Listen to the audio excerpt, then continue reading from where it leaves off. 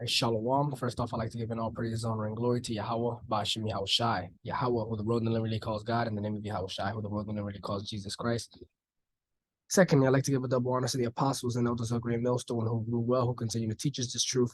And salutations to you, Akim, out there, doing the work of Yahweh, Ba'ashem Yahushai, sincerely. All right, the name of this lesson is going to be the wickedness of Esau in the Caribbean. All right, and pretty much as a primary source, I'm gonna be using this book by Bartholomew or by Bartolomé de las Casas. It's called A Brief Account of the Destruction of the Indies. And this version, this isn't the entire so like this isn't the entire version of the book, but this has a couple, it gets the job done. And basically we're gonna go into the island of Hispaniola. We're gonna start there, and we're gonna read some of the destruction that he had done. So without further ado, I'm gonna just bring out this scripture first, because this scripture kind of reminds me of so-called Christopher Columbus. It reminds me of the so-called conquistadors in the time of the 15th century. All right. This is Psalm chapter 55, verse 21. It says, the words of his mouth were smoother than butter, but there was war in his heart. All right. And that's a perfect example of the so-called white man in the time, man. The so-called Spaniard, man. The so-called Jewish man as well, man. It says the words of his mouth were smoother than butter, but war was in his heart. His words were softer than oil, yet they were drawn swords. Exactly. So the so-called white man came in with he came in with the cloak of peace, but in reality, he knew he was here to rape, rob, and murder, because that's what the so-called white man does. And if you don't believe that, if there's any doubt in your mind that that's what the so-called white man does, then this should solidify everything. All right, so one more time, this is Psalm chapter 55, verse 21. It says the words of his mouth were smoother than butter. All right. So they were smooth, man. They were like, no, man, we're just here to spread our truth. We're here to spread Christianity. We're here to spread a new God. We're not here to hurt you. We just want to learn from you. And that they did, but they raped, robbed, and murdered at the same time. It says, but war was in his heart. His words were softer than oil, yet they were drawn swords. Exactly. So his words, all right, were softer than oil. All right, the so-called white man's words were softer than oil. All right, they were slick, yet they were drawn swords. Yet were they drawn swords? Exactly. But at the end of it all, they were here for one reason and one reason only: rape, robbery, and murder. So we're going to go into the book here. We're going to start here where it says off the island of Hispaniola. In this isle, which we let me zoom in a little bit. In this isle, which we have said, the Spaniards first attempted, the bloody slaughter and destruction of men first began. For they violently forced away women and children to make them slaves, and ill-treated them, consuming and wasting their food. They had purchased with great sweat, toil, and yet remained dissatisfied too. Which every one accounting to his strength and ability, and that was very inconsiderable, for they had no food.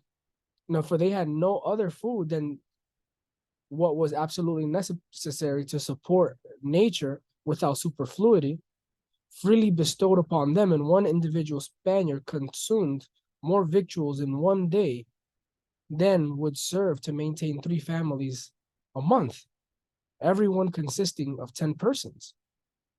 So these guys were greedy, man. They were eating everything. It says, now, being oppressed by such evil usage and afflicted with such great torments, the violent entertainment, they began to understand that such men as those had not their mission from heaven, and therefore some of them concealed their provisions, and others to their wives and children in lurking holes. All right, so the Israelites there, man, you so-called Dominicans, all right, you so-called so-called Cubans, all right, from the island of so-called Cubans, also known as Manasseh, so-called Puerto Ricans, all right, because you got to remember these islands prior to the so-called white man being there, these islands, although they're far from each other, all right, you can't assume that you can't jump to the conclusions that these were all separate islands and that these people weren't traveling in between islands. All right.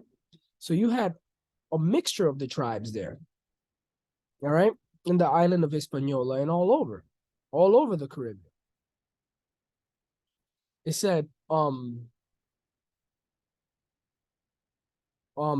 therefore, some of them concealed their provisions, and others to their wives and children in lurking holes, but to some to avoid obdurate and dreadful temper of a nation, of such a nation, sought their refuge on the craggy tops of mountains. All right. A lot of them ran for the mountains. It says, for the Spaniards, they did not only entertain them with cuffs, blows, and wicked cudgelings, but laid violent hands on the governors of cities, and arrived at length to the height of temerity and impudence that a certain captain was so audacious as abuse by the consort of the king, the most puissant king of the whole isle. All right. So they went and they tried to they were trying to get to the highest, the highest level, the highest guy. It says, from which they began to consider by ways that they might expel the Spaniards out of their country, and immediately took arms. But good God, what arms do you imagine? Namely, both offensive and defensive. As the symbol reads, wherewith boys sport one another, and mainly arms and manly arms and weapons, which the Spaniards no sooner perceived, but they, mounted on generous steeds, well weaponed with lances and swords, began to exercise their bloody butcheries and stratagems, and overrunning their cities and towns, spared no age or sex, nay, not so much as women with child, but ripping their bellies, tore them alive in pieces. They laid wagers among themselves, who should with the sword at one blow cut and divide a man in two, and or which of them should decollate or behead a man with greatest dexterity, nay farther, which should sheath his sword in the bowels of a man with the quickest dispatch and expedition. Exactly. So this is what they were doing, man. They were making a sport of killing these people, man. It says they snatched young babes from the mother's breast and dashed the brains out of those innocents against the rocks. Others they cast into rivers, scoffing and jeering them, and called upon their bodies when falling with derision. The true testimony of their cruelty come to them, and inhumanely exposing others to their merciless swords. Together, the mothers that gave them life. They erected certain gibbets, large but low, so that their feet almost reached the ground, every one of which was ordered as to bear 13 persons in harbor and reverence, as they said blasphemously, of the Redeemer and of his 12 apostles, under which they made a fire to burn them to ashes while as hanging them. But those they intended to preserve alive, they dismissed, their hands cut in half and still hanging by the skin, to carry their letters missive to those that fly from us, and lie skulking in the mountains. All right, so cut their hands off and let them hang in by the skin, and then sent them to those people who were up there in the mountains who try to run away from the mountains, to kind of give them an example of what's going to happen to them. It says, and exploration of their flight. The lords and persons of noble extract were usually exposed to this kind of death. They ordered gridirons to be placed and supported with wooden forks, and putting a small fire under them, these miserable wrenches by degrees, and the loud shrieks and exquisite torments they last experienced. All right. And I actually found an image of that. This is an image of this is what they were talking about. Their feet barely touching the ground. All right. And they basically make a fire around these people and they burn them alive, man.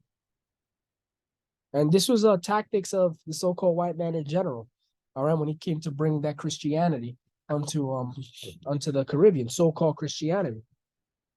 All right.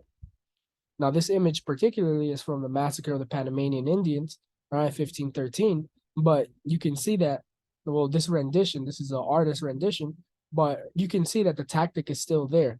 All right, the stakes, all right, and the fire under used to burn and cook these people alive. All right. It said, just read a little bit more. There was a little bit more that's mainly it, just to give you a certain understanding. But this entire thing is sad. You know, it's sad. It ignites your spirit, man.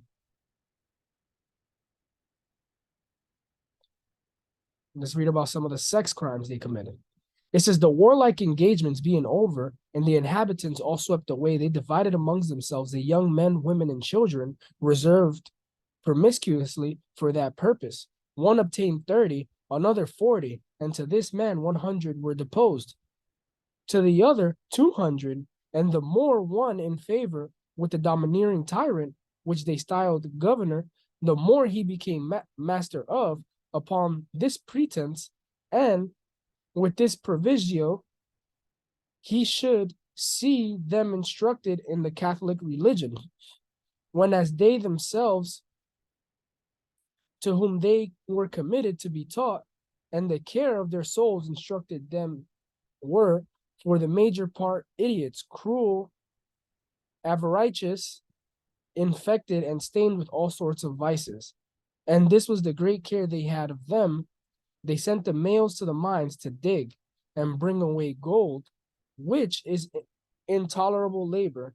But the women they made use to manure and till the ground, which is a toil most irksome even to men of the strongest and most robust constitutions, allowing them no food but herbage, and such kind of unstatued nourishment that the nursing women's milk was exsicated and so dried up that the young infants lately brought forth all perished, and the women being separated from the debarred cohabitation with men, there was no prolification or raising up an issue among them.